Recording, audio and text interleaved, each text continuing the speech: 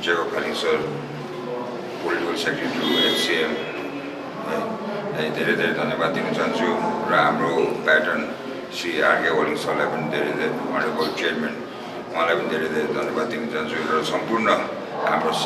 Sikkim idol 2 का मेम्बर्सहरूलाई धेरै धेरै धन्यवाद दिन चाहन्छु किनभने उहाँले मलाई है निम्तो दिएकोमा र आज यति हाम्रो जुन चाहिँ हाम्रो भाइ बहिनीहरूको प्रोग्राम हेर्नु पाउँदाखेरि है हाम्रो सिक्किममा पनि यस्तो भाइ बहिनीहरू ट्यालेन्टेड रहेछ यस्तो भोइस भएको भाइ बहिनीहरूको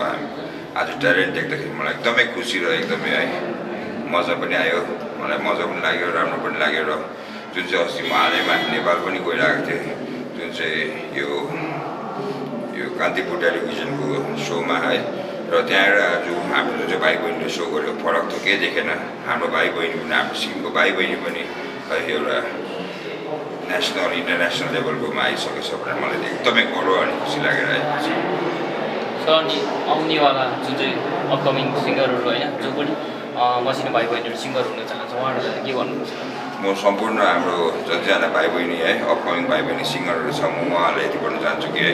तपाईँहरू अघि बढ्नुहोस् तपाईँहरू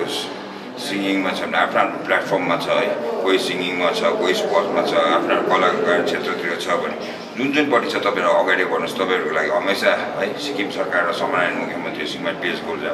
हमेसा तपाईँहरूपट्टि छ र हामीलाई पनि है हमेसा सम्माननीय मुख्यमन्त्री श्रीमान पिएस गोले साहबले हमेसा हामीलाई पनि भाइ बहिनीहरूलाई एउटा ठेल्ने काम गर्नु उहाँलाई एउटा सपोर्ट गर्ने काम गर्नु भनेर उहाँले हामीले निर्देशन दिइरहेको छ र हामी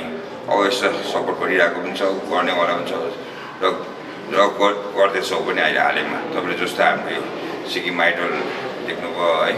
जुन चाहिँ हाम्रो धेरै किसिमको अस्ति मिस सिक्किम यो हरेक क्षेत्रमा हाम्रो सम्माननीय मुख्यमन्त्री श्रीमान पिएस गोले साहबले है ठेलिरहेको छ पहिलाको पूर्व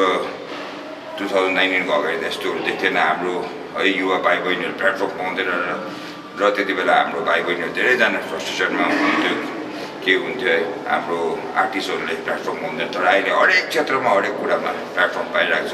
र त्यसको लागि हाम्रो सम्माननीय मुख्यमन्त्री श्रीमान पिएस गोले साहबलाई धेरै धेरै धन्यवाद दिन चाहन्छु। बेसिकली पहिला प्रोग्राम्सहरू हुँदाखेरि ग्राउन्डमा पर्फर्मेन्स हुन्थ्यो या स्टेजमा हुन्थ्यो है नर्मल स्कुलको स्टेजहरू भयो या अरू अडिटोरियम्सहरूमा है तर रियालिटी सोको आई थिङ्क यो सिक्किममा फर्स्ट रियालिटी सो यस्तो प्रकारले अर्गनाइज हुँदैछ है सो अपकमिङ रियालिटी सोजहरू पनि धेरै हुन्छ होला but then again when we compare हामीले कम्पेयर गर्दाखेरि तपाईँले भन्नुभयो तपाईँ बाहिर पनि गएर अर्को रियालिटी सो अटेन्ड गर्नुभयो के घटी कमीहरू छ जुन चाहिँ सिक्किममा रियालिटी सो सिक्किमका रियालिटी सोजहरूले त्यसमाथि काम गर्नुपर्छ? होइन हाम्रो सिक्किममा हेर्नुहोस् है यस्तै रहेछ उहाँहरूको पनि यसरी अडिसन हुँदो रहेछ यसरी हुँदै गएर लास्टमा उनीहरूको पनि एउटा ग्रान्ड फिनाले एउटा ओपन एयरमा हुँदो रहेछ है ठुलो ग्राउन्डमा हुँदो रहेछ गेम हुँदो रहेछ र हाम्रो यो जुन चाहिँ सिक्किम आइडल 2 को फिनाले पनि रम्फूको ठुलो ग्राउन्डमा हुनेवाला छ है त्यति बेला हाम्रो सिक्किमको आर्टिस्टहरू है हाम्रो बाहिर इन्टरनेसनलबाट है हाम्रो नेपालबाट हाम्रो एउटा आर्टिस्टलाई पनि बोलाउने कुरा छ है हाम्रो जुन चाहिँ अहिले चल्दो बोल्दो है यङ्स्टर्सको आर्टिस्ट जुन चाहिँ दुर्गेश थापा छ उहाँ मेरो एकदमै मिल्ने साथी हो है उहाँलाई पनि मैले है यो सिक्किम आइडलमा आइदिनुपर्छ भनेर उहाँलाई नै मैले रिक्वेस्ट गरेको छु र हाम्रो सिक्किमको धेरै भाइ बहिनीहरूले पनि है त्यति बेला एउटा स्टेज पाउँछ कि है उहाँहरूसित एउटा कम्पिट गर्नु लागि है उहाँहरूसित एउटा सिक्नु लागि है र एकैजना मात्रै बोलाइरहेको छ त्यो पनि नेपालको है अहिले चल्दो बोल्दो नम्बर 1मै भनौँ उहाँ अहिले होइन एउटा नम्बर 1मा भएको आर्टिस्टसित हाम्रो सिक्किमको भाइ बहिनीले एउटै स्टेज सेयर गर्दाखेरि मलाई धेरै खुसी लागेर आउँछ र त्यसको लागि पनि मैले उहाँलाई रिक्वेस्ट गर्दाखेरि उहाँले है मलाई आइदिन्छु भनेको छ र हाम्रो है जुन चाहिँ हाम्रो स्टिल प्याटर्न श्री जेकब खालिल सरले पनि है हामीलाई भन्नुभएको थियो कि उहाँलाई लिनुपर्छ भनेर र किनभने हाम्रो भाइ बहिनीहरूलाई एउटा स्टेज सेयर गरेर